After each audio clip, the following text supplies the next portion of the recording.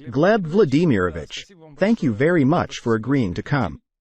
I am eagerly looking forward to our interview. Thank you for the invitation, it's very kind. I have a lot of questions. I've already spoken with Anatoly Fomenko, but I still have many unanswered questions. I wanted to ask them to you. I'll start with the most important one. How did you come to join this research? How did it happen? It was in 1981. I had just graduated from the Department of Probability Theory and Mathematical Statistics of Moscow Institute of Electronics and Mathematics with a degree in mathematical engineering and started working at the Space Research Institute.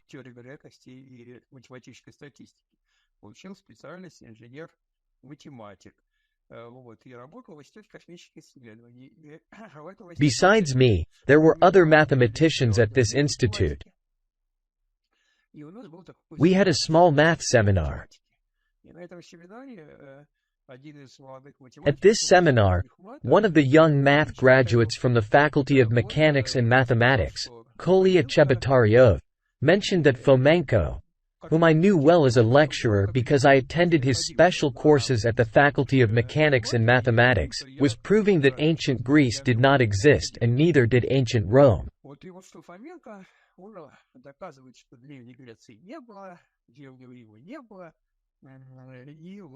He shared these interesting things. It was the first time I heard about it. Honestly, I had doubts about history since school. In the 5th or 6th grade, I was a straight-A student and participated in various Olympiads. They sent me to all sorts of competitions, not only in mathematics but also in painting, for example. Once I participated in a history Olympiad. I remembered it for the rest of my life.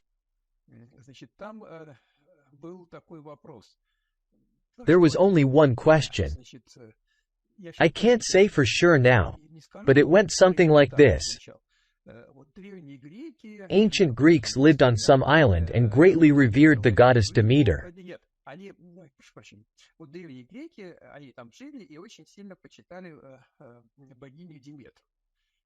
That was the problem description. And that's it. The required solution was to describe the life of these ancient Greeks.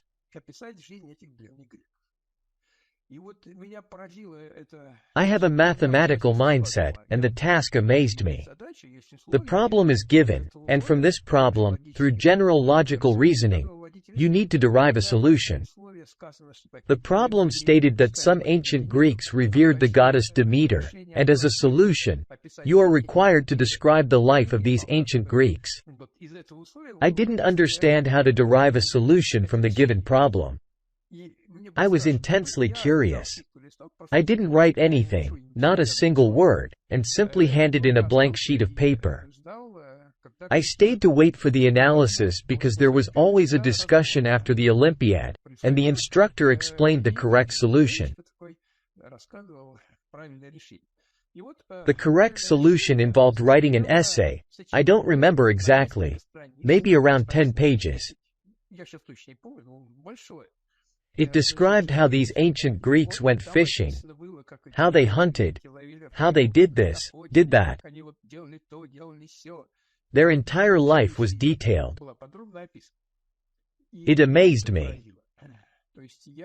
So, I understood, firstly, that I would never engage in this, that it was completely alien to me, some kind of fiction.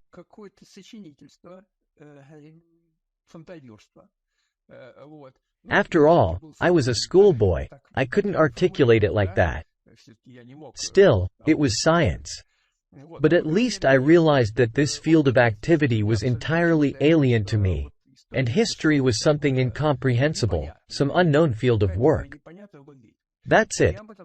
I forgot about it, or rather, I remembered it, but it remained in my subconscious. At our internal seminar, we entertained ourselves by discussing mathematics and giving presentations to each other. I remember that Kolya Chebotaryov thought we were bored, and when he told us about it, I became very interested. So, the unresolved question that lingered in my mind about what kind of science was so fascinating and engaged in such things, suddenly found some, if not a solution, at least a possible outlet. I found it very intriguing. I came home and took a book from the shelf. To save time, among the books on my shelf, I found one where world history was described most briefly. It was Machiavelli's History of Florence. In the early chapters, he outlined world history. Then he transitioned to the history of Florence. Like many medieval historians, he began almost with the creation of the world and reached the subject he needed. In the first chapters, probably in 30 to 40 pages, I can't recall exactly, the history of the Roman Empire was presented. I started reading. I read and read. Everything was good, understandable. That's probably how it really was. It was interestingly described. But on some page, I suddenly caught myself thinking that I had already read this somewhere on the previous pages. I won't take time to describe what exactly it was, although I do remember, but I don't want to take up time now. Certain events were described, and I remember having read about them before. I flipped back a few pages and saw that indeed, it was the same. But in one case, it was presented with great emphasis, and many words were spoken on the subject. In another case, it was mentioned briefly, but it was absolutely the same. And it related to different times, different Roman emperors. I then checked which emperors were involved. By that time, Kolya Chebotaryov or someone else from the Faculty of Mechanics and Mathematics had given me a 100-page abstract by Fomenko on this topic. I delved into the abstract and looked up the tables of events regarding this emperor and that emperor, which seemed completely identical to me. Were these emperors truly corresponding to each other in Fomenko's tables? I saw that, indeed, the first and the second emperors in Fomenko's tables corresponded to each other. This convinced me that there was something to it.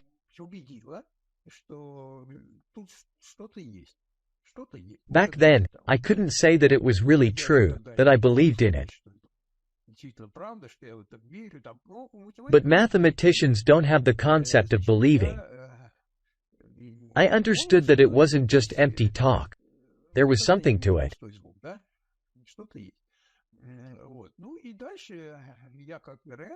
I read that abstract and, as a probabilist, started thinking about how to develop some other method.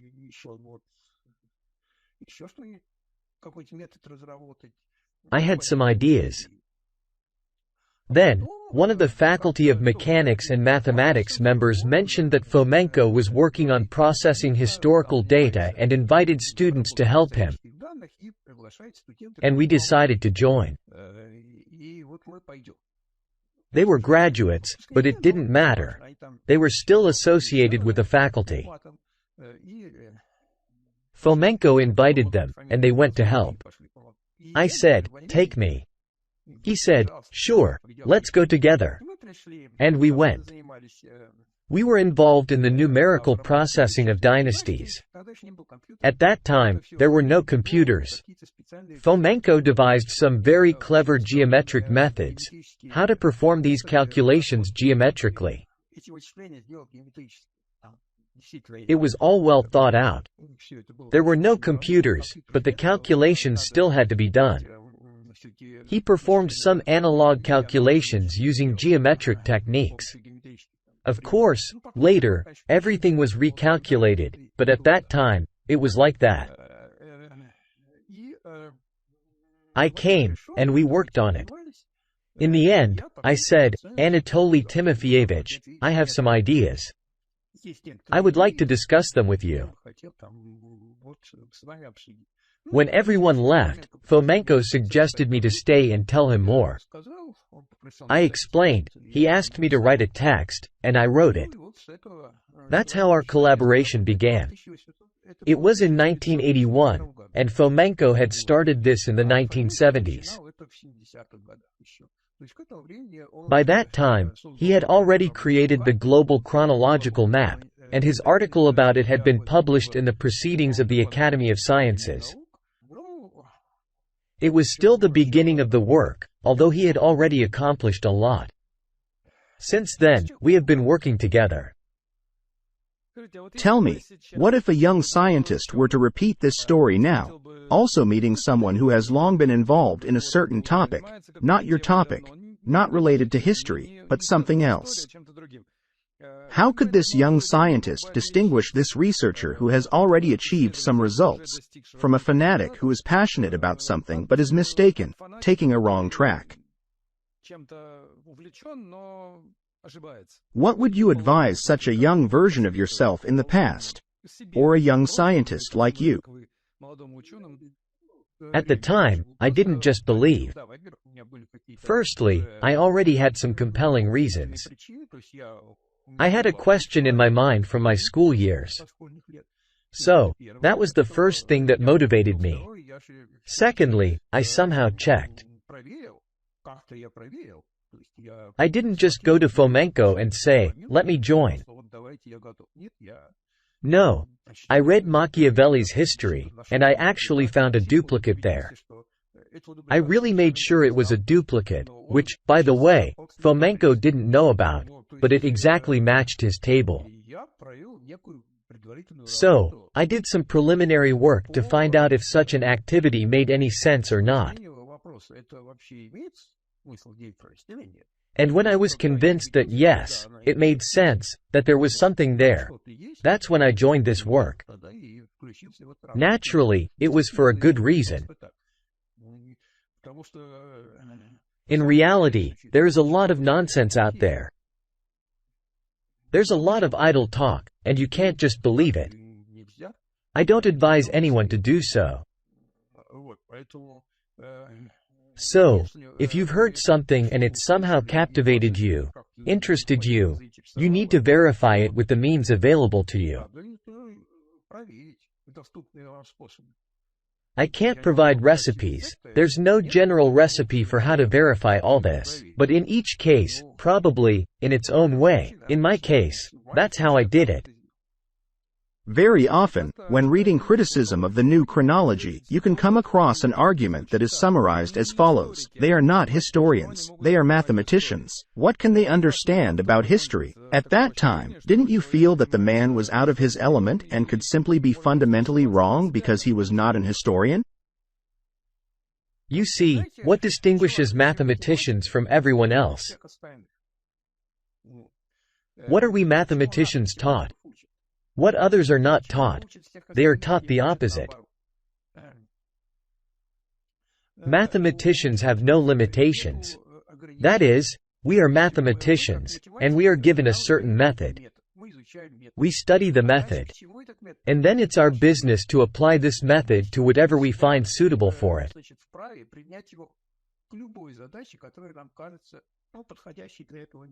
In other words, there is methodology, and any problem is our problem.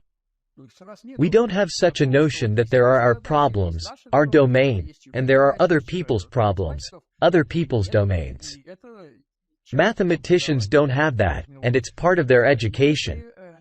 If we talk about all other disciplines, almost all of them, I don't know about physicists for sure.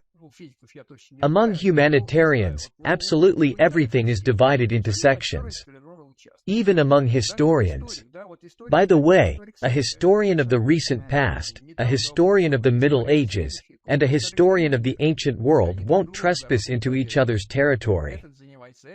This one deals with this history, that one deals with that history, and the third one deals with his own.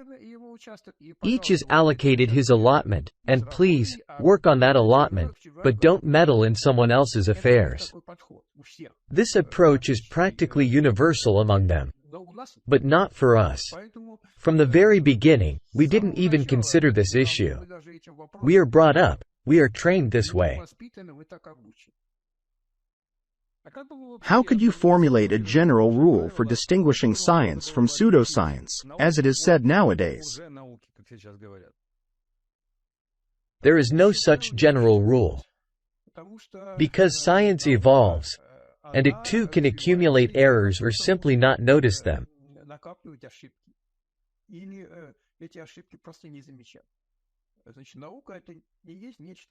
In science, there is no absolute truth. Make sense?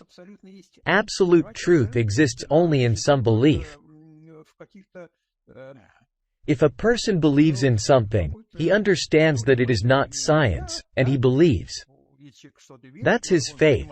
He considers it absolute truth. He has the right, and it's a kind of correct approach. But if he considers himself a researcher, a scientist, then there should be no absolute truth for him, if he is a true scientist. For a real scientist, there is no absolute truth. When he finds and discovers certain things, he also understands that this is not absolute truth. However, this is almost always the case with historians, although not only with historians. In Marxism-Leninism, too, if you lived through that time, they had absolute truth. We will live under communism. That was absolute truth. It couldn't be argued with. Eventually, it turned out not to be true, but if you had tried to say that at the time, it wouldn't have been good for you. So, they work in the concept of absolute truth. Historians also work in such concepts. They have absolute truth. It's the historical concept they were taught in school and in university. It's absolute truth for them. They don't accept anything beyond its boundaries. They defend it. Do you follow me? I would say it's a kind of safeguarding activity. They are guardians. They were handed some understanding, and they guard it. From my point of view, it's not science. I would also like to say the following about science and non-science. Here at home it is considered that history is a science, and it has been considered so for a long time. This belief is not just from Soviet times, it was also held in the Imperial Russia. So, it's a deeply rooted point of view for us. I also thought so. When I realized that historians were wrong, I was outraged. How is this possible? They are scientists. They should act like scientists, but they act differently. They are wrong. It seemed that way to me. I traveled abroad quite often, teaching mathematics in different countries. In one of my early trips, I was talking to a professor from a Canadian university about history being a science.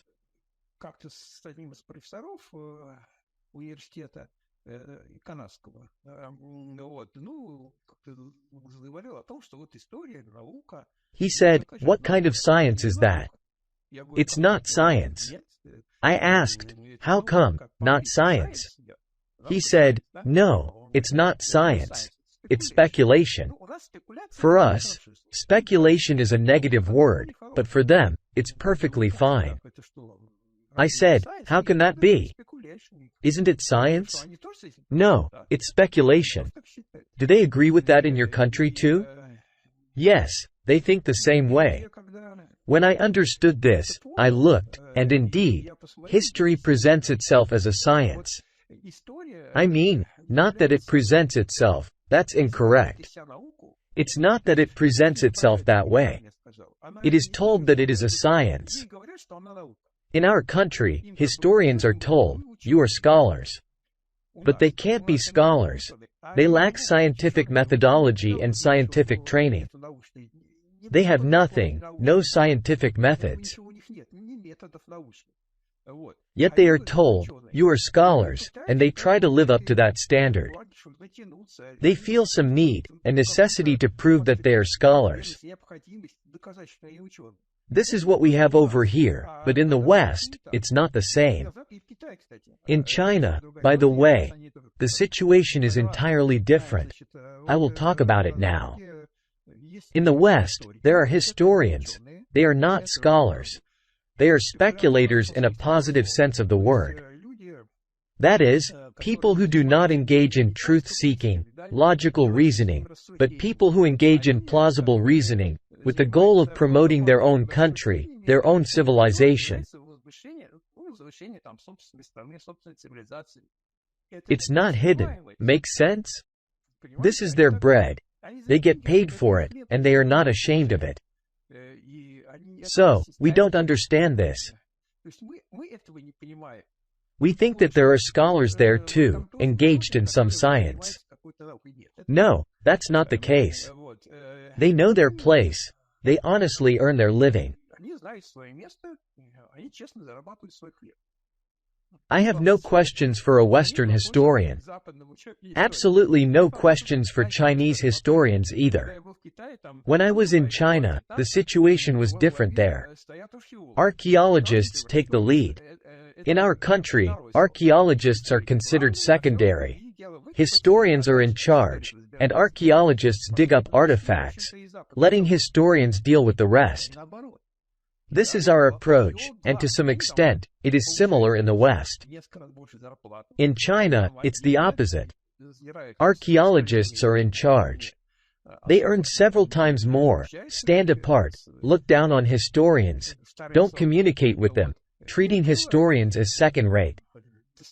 Their job is to unearth a vast number of ancient artifacts from the ground, water, or wherever. And they focus on that. I remember during my time in China, in just 3 weeks, I saw on television the discovery of several tons of granite slabs with ancient inscriptions. Right during that time. So, it's all a forgery. In 2010 or 2012, I was invited to Peking University to give a lecture on dating ancient zodiacs. This lecture was mandatory for all history students.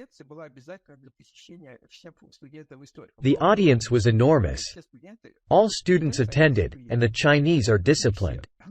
Of course, many students were sleeping. They listened to the lecture. The inviting party was professors from the history faculty of Peking University. In particular, they have a museum with ancient exhibits.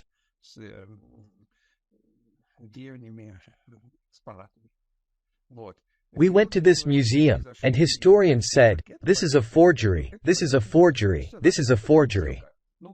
You see, I already knew it was a forgery, but I thought historians should somehow hide it.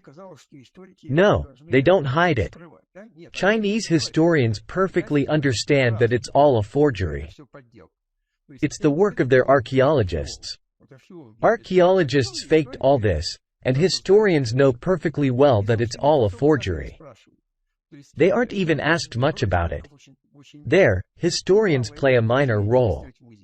The main thing is to dig it up, exhibit it in the museum, and say, "This is our ancient history." That's how it works there.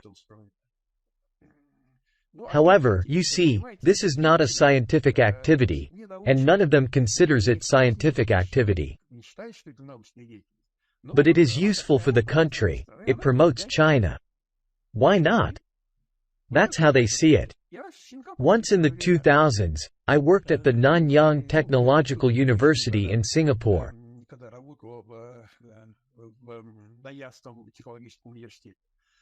There, I was also asked to give a lecture on the new chronology.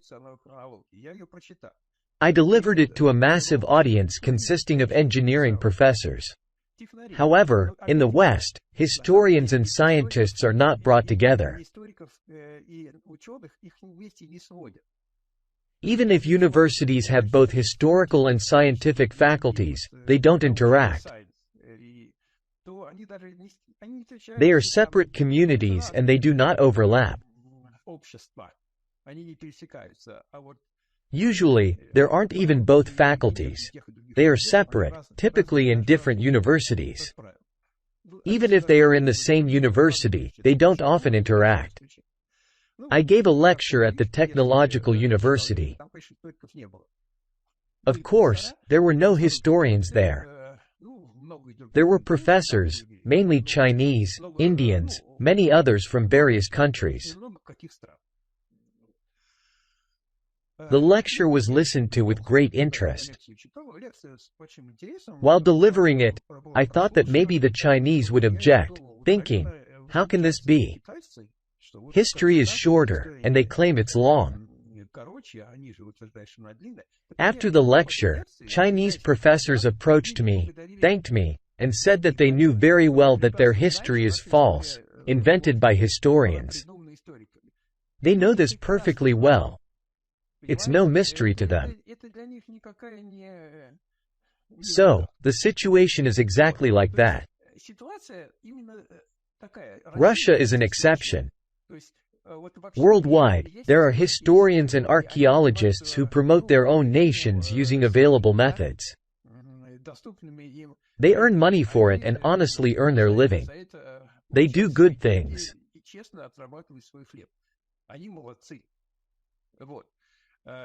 Then there's Russia, where historians consider themselves scientists.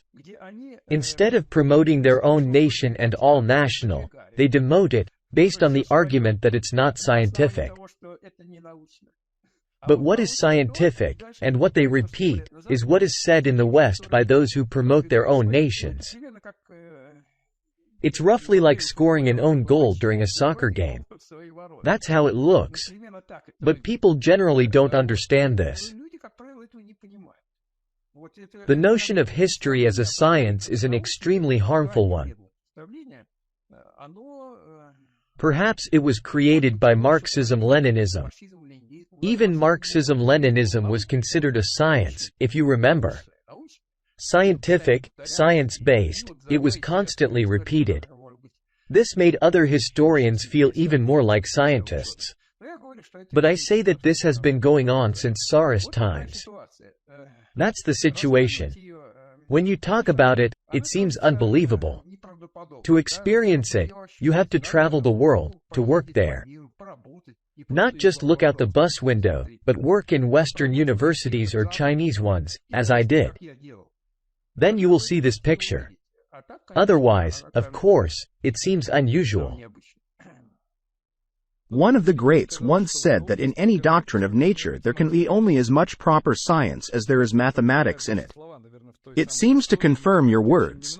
Perhaps there is not much math in history, and it is more, as you said, a kind of artistic reconstruction of the past. So, I have the next question. Probably, based on what you just said, the new chronology can also be divided into two parts. The first part is where there is mathematics, where you work with dates and zodiacs, there is mathematics. And probably the second part is the reconstruction, where you use an artistic imagination to make your mathematical conclusions more understandable and interesting for the reader. But if I'm not mistaken now, you probably don't consider this part as science either. You consider it more like your play of artistic imagination. We don't consider it a play of artistic imagination. Of course, it's not science, but it's not a play of artistic imagination because we have no orders. We don't work on commission. We don't get money from anyone to do that. Originally, it was just for ourselves. For a long time, Anatoly Fomenko and I were engaged exclusively in chronological research. We hoped that our historians would try to put some historical flesh on this chronological skeleton.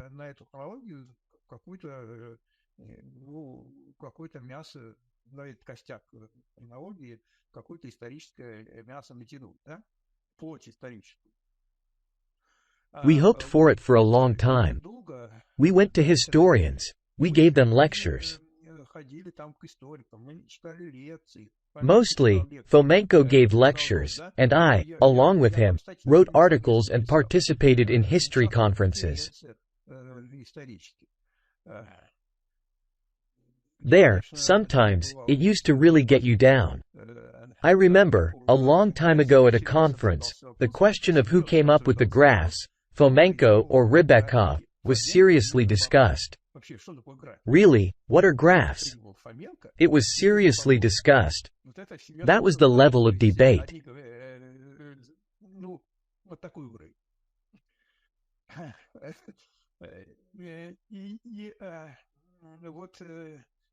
But we still hoped. We hoped that an agreement could be reached, that we could work together. At first, there were hopes for this when Ivan Kovalchenko was their academic secretary, who, by the way, was interested in the new chronology. I remember when our book, New Chronology and the Concept of the Ancient History of Russia, England, and Rome was published, the term New Chronology appeared for the first time. I remember seeing Kovalchenko somewhere with our book in hand. He greeted me and said that we would study this, organize a seminar, and, in general, work on it. He was the academic secretary, sort of the chief historian.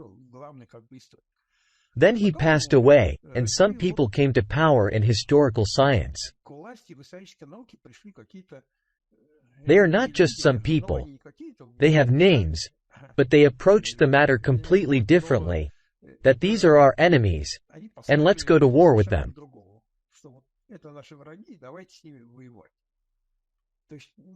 That is, it was not us who initiated the war with historians. Their new leadership did, those who came to power, so to speak, after Kovalchenko. They took charge of historical science and adopted a posture of, let's fight.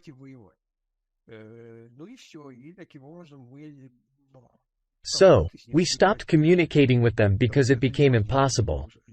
It was just quarreling. We did not intend to quarrel. After that, everything went the way it did. We focus on our work, they criticize us.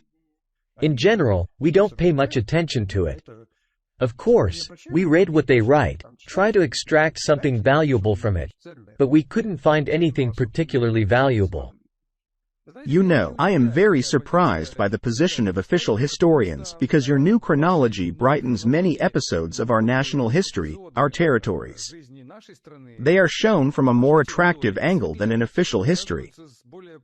And, seemingly, official historians, many of whom are on the state's payroll, should, in theory, support your line of research.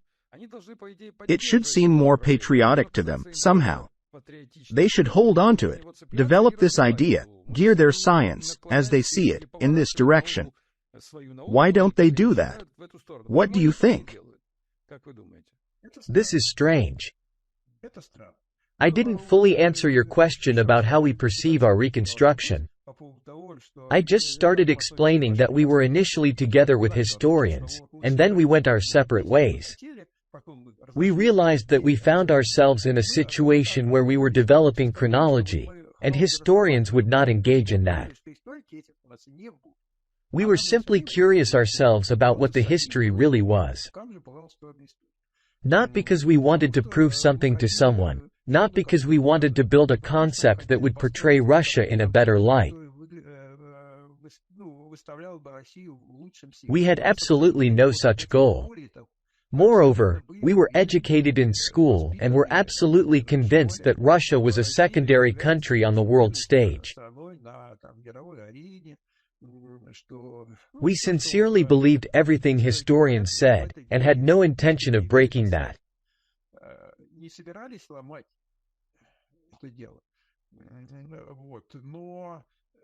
But when we realized that they weren't going to engage in the reconstruction and, at least as a hypothesis, align their views with the new chronology, then naturally, to the best of our abilities, we wanted to do it ourselves.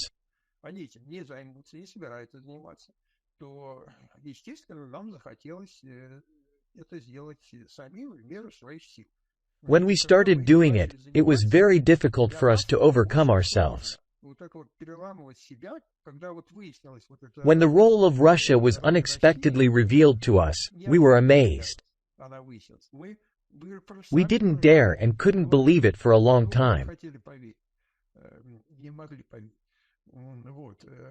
But when it became clear, we followed the logic. Reconstruction is not science, but the logic in it is the same as in science. It's not science in the sense that there are no proofs, no numbers, no clear statements. But the logic is the same. Essentially, in building our reconstruction, we construct it roughly as an honest historian would. If you were to put an honest historian in our place, one who doesn't sacrifice logic, and such historians certainly exist, he would derive exactly the same conclusions from our chronology. Because in many cases, there are simply no other options. Sometimes there are options, but then we write that it might be like this or it might be like that. We're not sure. We explicitly state that. Therefore, we often have several versions of how it could have happened.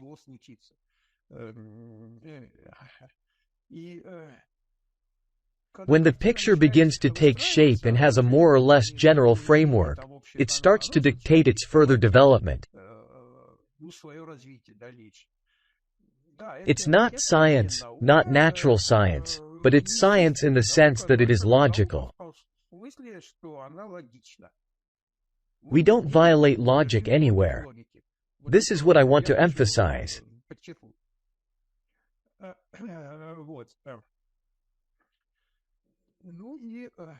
When all of this began to unfold for us, we didn't keep it to ourselves and decided to tell everyone about it because we believe it's important. Especially recently, it turns out that it is directly related to the present time. Although we have boundaries, we don't study history beyond the mid-19th century.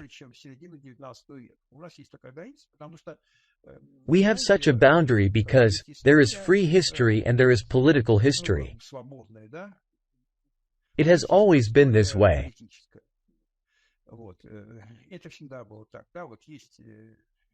There are those in power today, and there is the past, when their immediate ancestors, their relatives, were in power. And this history is not free. It's natural. We don't deal with that history. We only focus on the history when people who are no longer in power were on the political stage.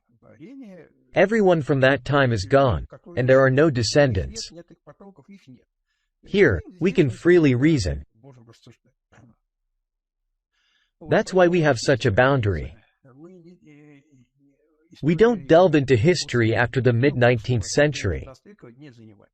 We don't draw any conclusions, write anything, and don't know anything about them. Should anything happen, then what is written in the newspaper, we can repeat it. As for earlier history, we feel free. But despite that, what we have recently discovered in the history of the 17th, 18th, and early 19th centuries has direct implications for the present.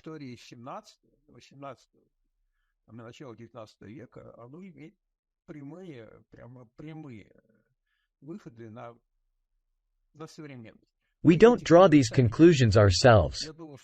I think any reasonable person will draw them on their own. I want to show you a book where this is written. It was recently published and is called Sloven and Ruse. This is in case you want to read about what is happening now. Well, it's not explicitly written here, but if you read this book, you will understand what is going on now. This is astonishing. We didn't anticipate that our research, which started purely as chronological and applied mathematics, analyzing complex data, would lead to such conclusions. Of course, we didn't expect that, and it never occurred to us. But we have been working for a long time. Fomenko started in the 1970s, and I joined in 1981. Now it's 2023. That's about 50 years for Fomenko and around 40 for me. But if you engage in a topic for a very long time, interesting things eventually start to unfold.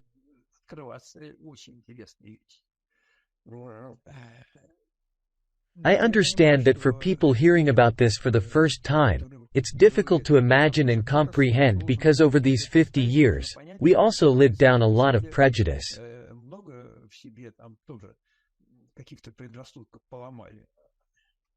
It's not easy to grasp immediately. Nevertheless, if you want to understand what our past was like and how it has directly resulted in what is happening before our eyes, I recommend reading.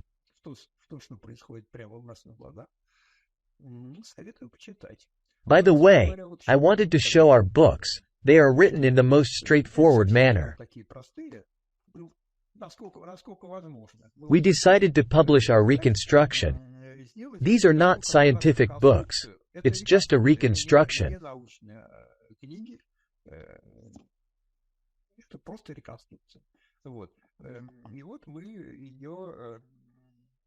We are currently writing it in the form of such installments. It's called Russia and Rome. We have an old edition, Russia and Rome, but that is a different, old book. We started publishing these books relatively recently, in the 2000s. As of today, 5 books have been released, titled, How It All Began, Christ, After Christ, The Great Conquest of the World, and The Cross and Gunpowder. The first 5 volumes have been released, and we've reached the middle of the 14th century. It explains what history looks like from our point of view. Read it if you find it interesting. I understand that at first glance, all of this may seem like fantasy.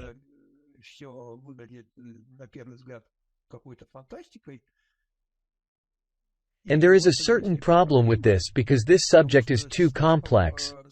There's too much data, too much research, and we've done a lot in 50 years.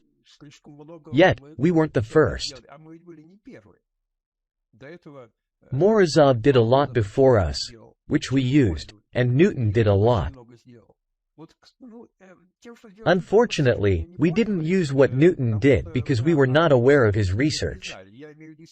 I mean Isaac Newton, the one who invented Newtonian mechanics. In his last years, for several decades, he was involved in history.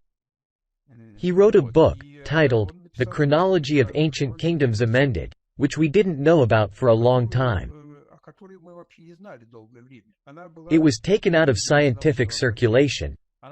Once, during Newton's lifetime, it was published in a French translation, and the second time after his death, it was published in English, directly his text. After that, it was removed from circulation. Morozov didn't know about it. In other words, there was a complete suppression of this book. We didn't know about it for a long time, and then Fomenko accidentally found it. He found a preprint. He purchased a preprint made by historians for internal use in the United States. This preprint dates back to the year 1722, if I remember correctly. We published it in Russian. We didn't publish it ourselves, but under our supervision, this book has been translated into Russian. The Rimis Publishing House published it in 2 columns, the English text and the Russian translation with our preface. I recommend reading it. Newton approaches history as a naturalist in this book. Again, he doesn't calculate anything there. He approaches it from a logical point of view. He examines historical events and looks at them logically. His conclusion is that there are many duplicates in history. In other words, the same events are narrated on different pages of a hypothetical textbook where everything is written. Events are assigned to different epochs, under different names, narrated in slightly different light, but in reality, it was one event. Certain people participated in it. Then, on paper, it multiplied, and today we think there were several events happening at different times, and the names of the participants are also different. In his book, Newton clearly expresses the idea that history consists of multiplied scraps. There is some event. It is multiplied and stitched into different chronological segments.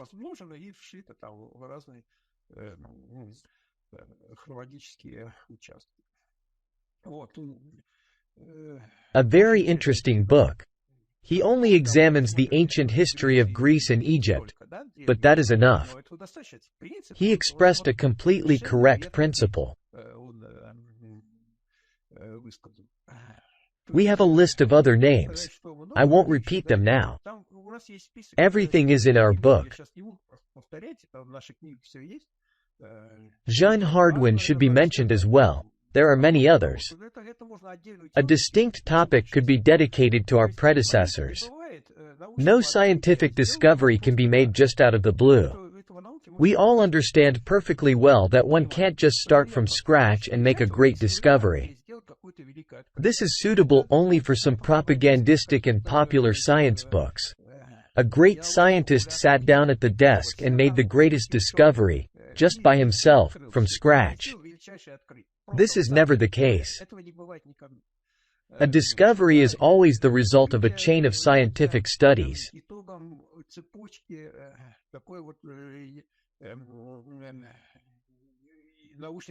Someone started, then someone continued, then someone else continued.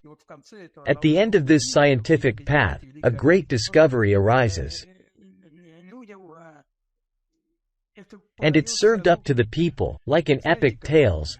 A hero rides out and defeats everyone alone.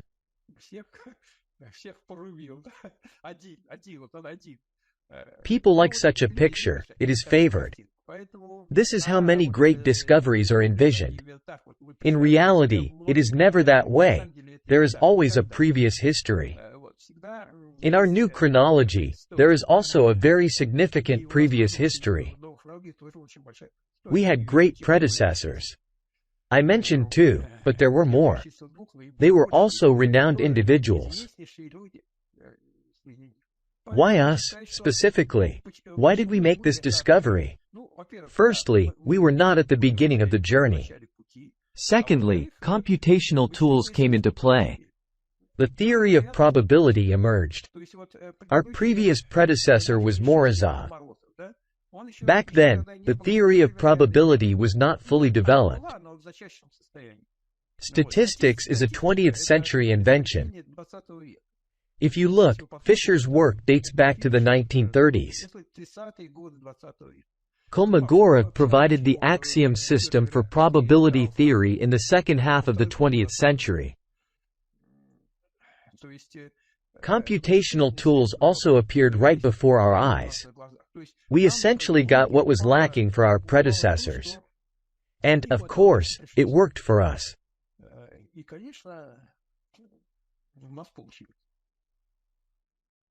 For our listeners, using one example from your reconstruction, I want to illustrate the assumptions made by Newton. In one of your books, you hypothesize that Nero and Ivan the Terrible, two seemingly distinct figures from different periods in classical history, might be one and the same person. Two reflections of the same individual. Historians think that history is, well, not that they really think so. They might genuinely believe it, I don't know, or they pretend to think so. But they say it. There is history where there are events. History consists of events, and what we study today are precisely these events. So, if we learn that Julius Caesar said something, it means, as they envision it, that he really said it. He stood there and spoke. In reality, we don't study events. We study reports about these events, which were written by someone, rewritten many times, again rewritten many times and compiled from various sources, undergoing a long paper life. In other words, we are actually studying texts. Of course, historians will say that we have a lot of original artifacts excavated from the ground. This is a separate topic. Regarding the artifacts dug up from the ground and stored in archives, this is a separate topic. It's not quite as they think. Well, not that they think so. Again, I don't know what they think. This is what they say. But the foundation of history is by no means what is excavated from the ground. By the way, remembering Hardwin, I want to say that he was a very famous person, the director of the French Royal Library, a numismatist, historian, and he was Newton's friend. Jean Hardwin wrote in Latin, and he was a Jesuit. He argued that almost all artifacts, coins, statues, which historians believe are the basis of their version, are practically all forgeries. We don't consider all of it to be forgeries. No, there are plenty of originals. Of course, a lot of originals are dug up from the ground. But these originals must be properly studied. Not to try passing them off as evidence of the existing concept, which historians do. In doing so, they put some things under the table, and they put on the table what they think will prove their version. That's what they do. There was a well-known story with the historian Valentin Yanin, who was an opponent of the Norman theory. When they were excavating, I think, in Novgorod, they dug up a sword hilt that they considered Norman. Again, considered. These are all theories. They believed that this hilt was Norman. And Yanin believed that there were no Normans. So, what did he do? He buried it back. Archaeologists told us about this. That's the approach. I'll put on display what fits my point of view. What doesn't fit, I'll push aside. They even have a practice that if an archaeologist excavated something, found it, then only one person can study that item. It is considered wrong for another person to get involved.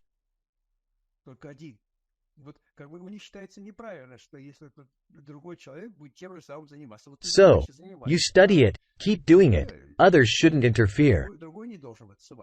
Why? Because there are no criteria, no objectivity. If someone else gets involved, he may draw different conclusions, and then there will be a mess. Therefore, everything must be in accordance with the established order. These are all attempts to create the appearance of science from something that is not science. Our channel is primarily visited by programmers. In the interview with Fomenko that we published just a week ago, one of the comments was quite rude, but nevertheless, I would like to mention it and use it as a starting point for the following question. The comment was, "You might as well invite flat earthers." In other words, any alternative perspective, any attempt to analyze something in an alternative way, people often make it look like conspiracy theories. And if you're a conspiracy theorist, it means you're on par with flat earthers, deniers of the existence of Australia, and so on. They paint all alternative scientists, not just historians, with the same brush, call them conspiracy theorists, and consequently declare them pariahs, stating that it makes no sense to listen to them. What is your attitude towards other alternative scientists who deny something else? You deny traditional history in a certain sense. There are people who deny many other things. Do you listen to them, read them, respect them, or do you have some other attitude toward them? First of all, I want to say that by education, I am an applied mathematician and have been heavily involved in programming. Although I am in the business of scientific programming, programming has changed a lot. Initially, it was scientific, done by mathematicians and physicists. Now, engineers are involved in programming, and it has changed significantly. Currently, I don't personally code, I only oversee the process. But I understand programmers well and constantly work with them, so I understand their point of view. If we consider that everything alternative is false, then in 99% of cases, we would be correct. Therefore, if you develop such an approach, without delving into it, to establish a decision rule so to speak, or choose a strategy that everything alternative, everything unusual is false, statistically, it is a reasonable strategy.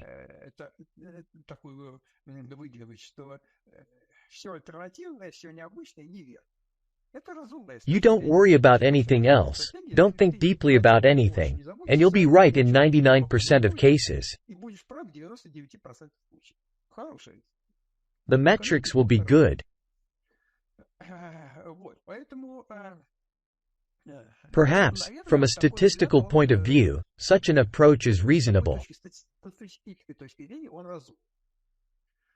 On the other hand, if we return once again to the history of science, we know that in almost all sciences, an alternative view emerged, which was declared absurd, and then turned out to be correct.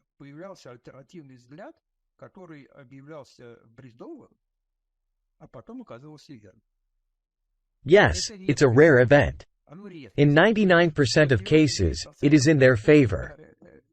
But there is a percentage they will miss. In 1% of cases, they are wrong. If we talk about that 1%, just 1%, it exists, and we know examples.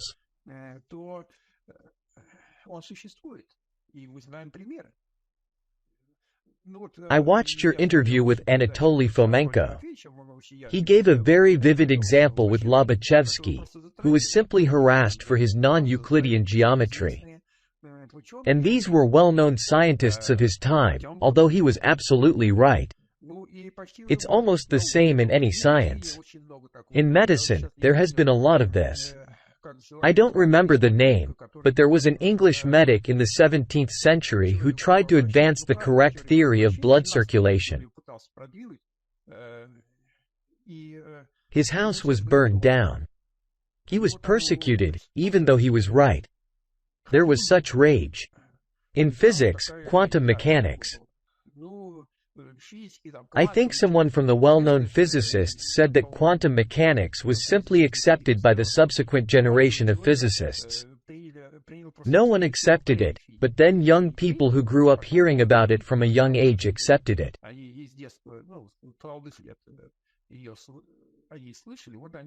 But none of the older generation did. Therefore, in the sciences there can be breaks, and generally, sciences know how to overcome these breaks. It's painful, but they pass through. But in history, there are no breaks. Everything is smooth and good, and calm. Whatever some historian said once, it means it's correct. We provide just one of the vivid examples. They could be cited endlessly. I could give examples for hours. But I will give just one. Dendera zodiac in Egypt. The renowned Egyptologist Champollion wrote a work on dating this zodiac. He dated it to the times of Claudius and Nero, Roman emperors of the 1st and 2nd centuries AD. How did he do it? There is the description of Egypt in which scholars who accompanied Bonaparte's expedition to Egypt sketched many things there. In particular, this zodiac is sketched in this album, along with inscriptions around the zodiac. This includes 2 cartouches that Champollion studied and in which he found hieroglyphs that he read as the names of Claudius and Nero. Based on this, He wrote a study stating that it was Claudius, Nero, the 1st and 2nd centuries AD, the Roman Empire, and the zodiac was created during that time.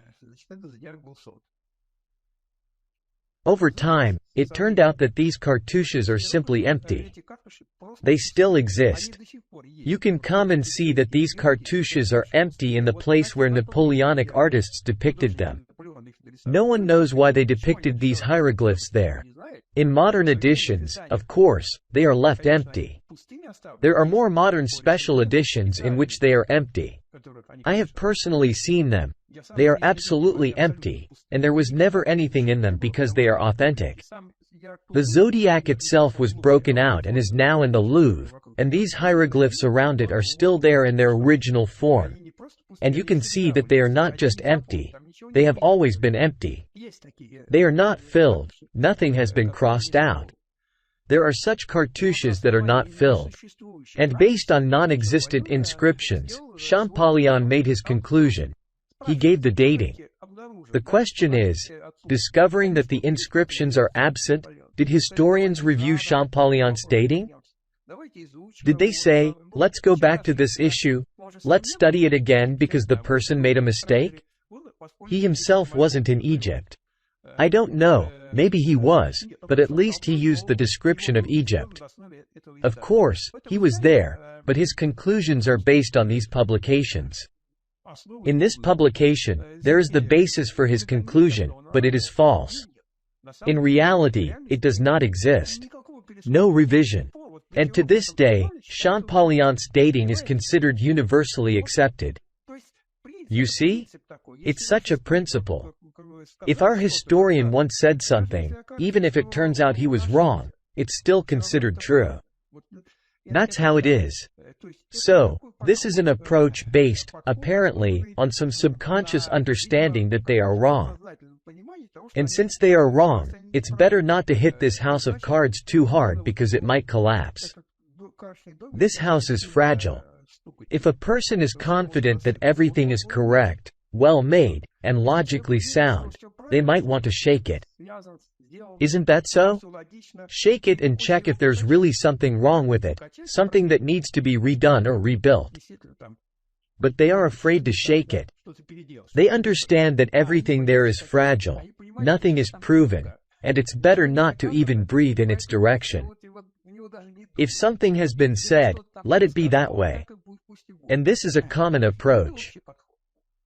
What do you think? How can artificial intelligence help us in all of this?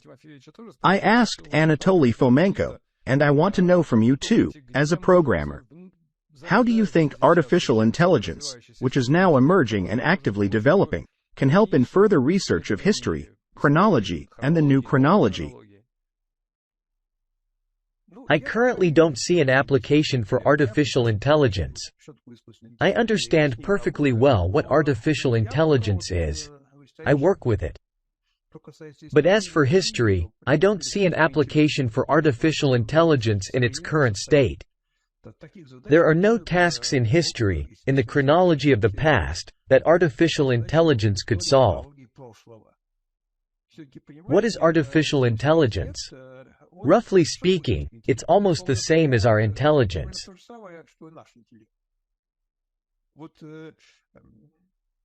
It's a kind of black box that produces some solutions. But it doesn't produce these solutions just like that. On what basis does it produce solutions? Based on the input data and based on something that it has inside this box, its knowledge. Just like a human, it answers questions based on data and based on what it has in its brain. Artificial intelligence is trained. So, it's a black box. What can it be like? We can either put an algorithm into it, just think it through and embed it. It will be a program. We understand how it's coded. We understand its logic. We wrote it ourselves, and then it gives answers according to the algorithm we embedded in it. Artificial intelligence is a different thing. We take a blank. There are layers. You know how artificial intelligence is structured.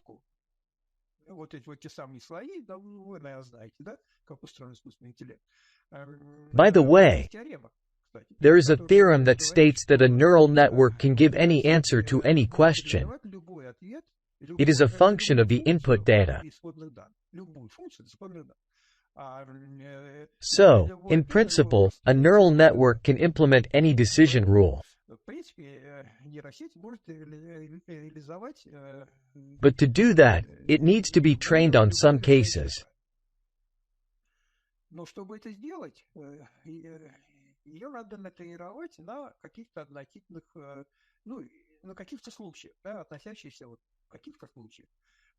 It's somewhat similar to us.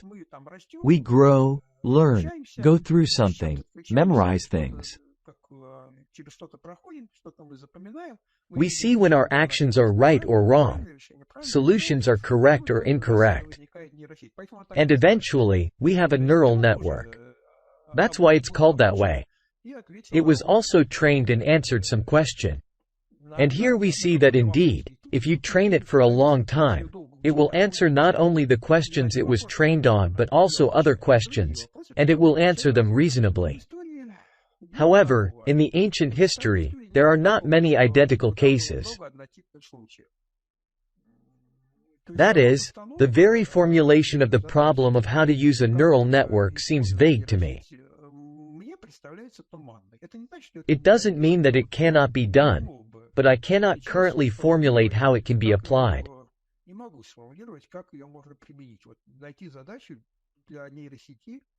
Knowing what a neural network is, finding a task for it in this area is something I cannot do at the moment. I have a feeling that history has been preserved for us not only in archaeological finds that we unearth, but also in the language we use and in the documents at our disposal. And in these texts from the past, theoretically, there remains a certain signature, handwriting, a certain style of that time in which they were written.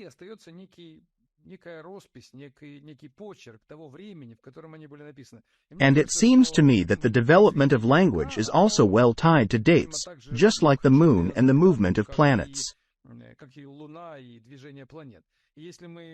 If we give a neural network a large amount of these texts and train it through these texts, it might tell us in which times certain sentences were written.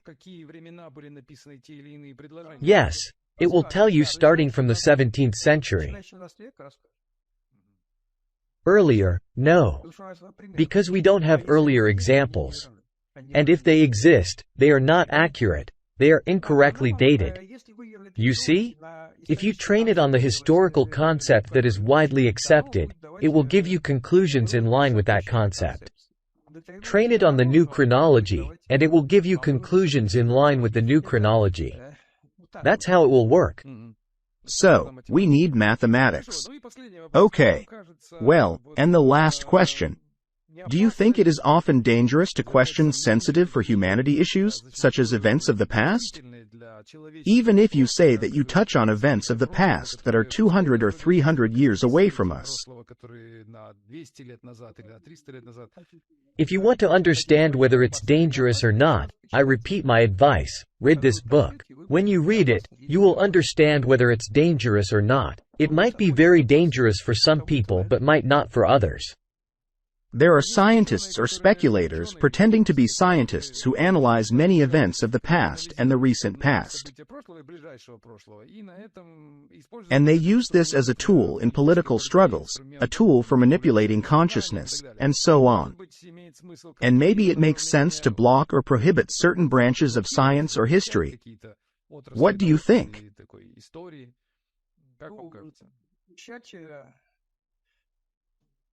It is impossible to ban science. Many would like to ban it. In fact, what is science?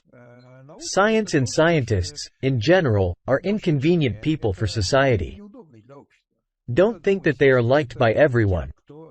No, scientists are very inconvenient people for society. People would like to live the way they lived before, meaning those in power. The powers that be don't want to change anything. It's good for them as it is. But studying history, one can conclude that science breaks everything anyway. It always broke all barriers, breaks them, and probably will continue to break them. I'm not a prophet. I cannot say what will happen in the future, but it always broke them.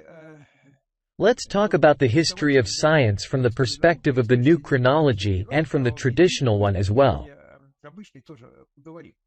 How did science exist in the first place? What did it start with? Let's take ancient Greek science. These are academies: Plato, Aristotle. They walked around in gardens, reasoned, did something. Did someone pay them money for that? No. It was science for its own sake and at its own expense. Then, if you came up with something interesting, you could write a book, present it to some prince, ruler, and possibly get paid for it. But that came later. First, you had to do all this and write. In general, science started as something free and unpaid. Only the well-off could engage in it, or those who hoped that when they did something like that, they would be paid for it later.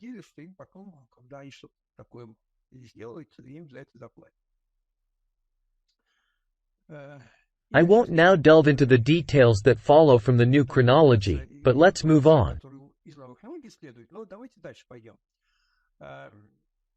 When did science begin to be paid for?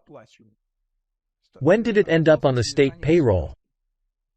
First, from the perspective of traditional history. Initially, it was free and unpaid.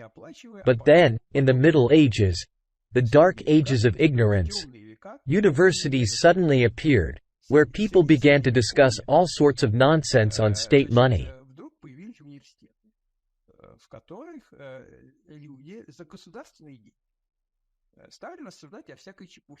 Scholastics started studying things like how many demons or angels could be located on the head of a pin.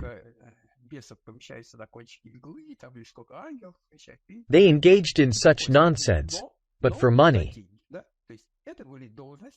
There were professor positions, and paid science emerged. Where did it come from? Why? For what purpose? Supposedly, it started with the acceptance of Christianity. Look, at first, there was no Christianity. Actually, it existed but was a persecuted faith. Then, when Constantine the Great adopted Christianity, everything kind of went downhill. Initially, this free, unpaid science ended, and instead, this nonsense, scholasticism began, but now it was paid. Universities were founded. Who did all this? Who came up with it? Christians invented all this.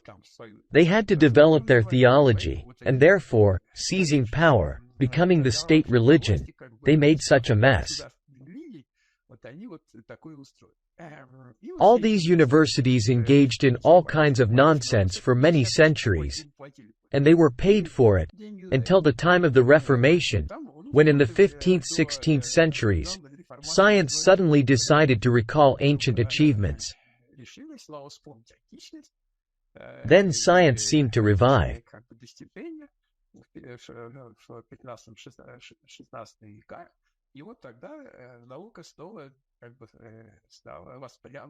It still remained paid, but now it stopped dealing with all sorts of nonsense and engaged in real science, the kind that the ancient Greeks were engaged in. That's the picture.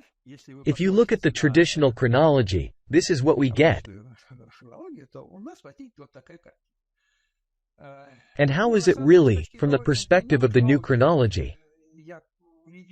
I'll briefly repeat it. Science did start as unpaid, that's absolutely correct. It was like that until the adoption of Christianity, that's also absolutely correct. And why did it suddenly become paid after the adoption of Christianity? Not because Christians decided to develop their dogma at the expense of taxpayers' pockets. Not because of that. It happened because apostolic Christianity came to power. And it all happened because gunpowder was invented in Christian monasteries.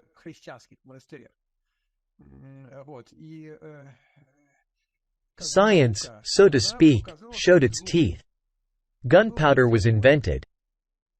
The armies of the previous emperors, who were supposed to win 100%, and they didn't doubt that at all, those armies were defeated.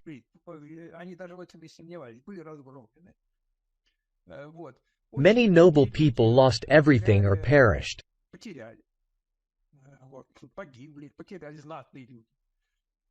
The nobility didn't need it at all. But they understood that this was something that had to be kept under control.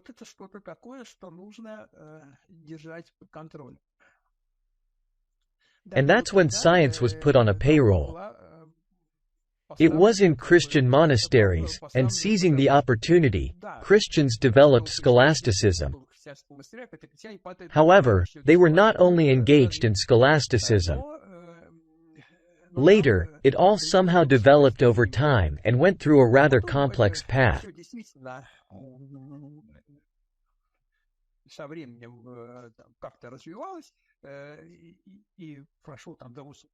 I won't delve into it now. But since then, the authorities have regarded science as something that needs to be kept under control because otherwise, the fruits of science can benefit someone else.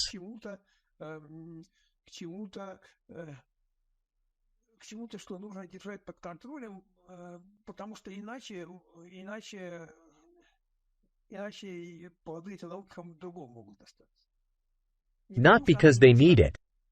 Not because they want science to come up with something new, to change something. No, they don't want that. They want that if science discovers something, it should first be theirs. So, science exists. It is paid for. But don't think that its fruits are eagerly awaited. No, it's not like that.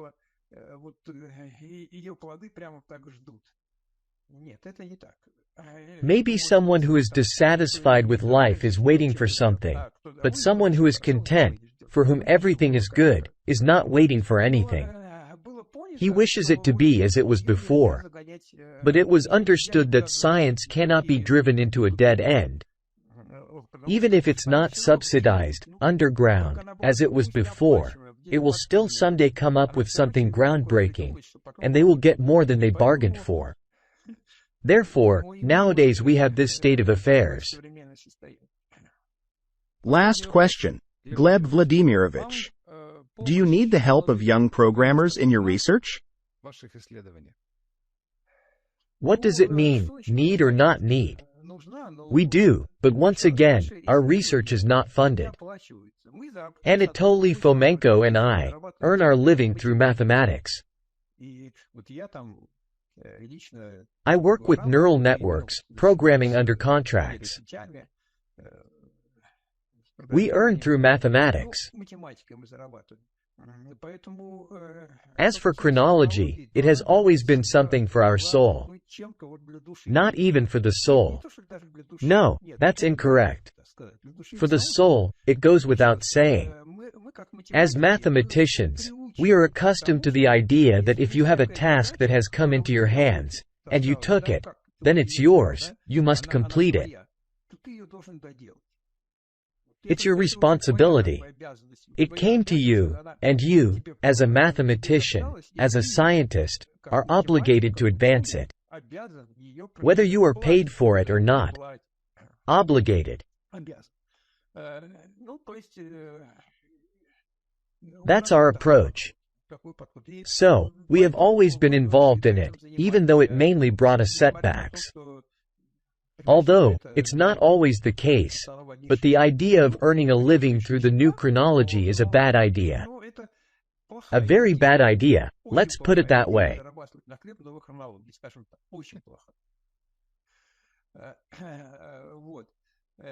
Although historians fantasize a lot about us, and think that we are taking the bread out of their mouths. But that's not true. We are not taking away their livelihood. Therefore, we can't offer much to these programmers. After all, programming is hard work. No one coded new chronology programs for us. We wrote all code ourselves. Mainly me, as a programmer. Anatoly Fomenko and I discussed things, but we did everything ourselves. So, from an organizational standpoint, this subject is a bit tricky.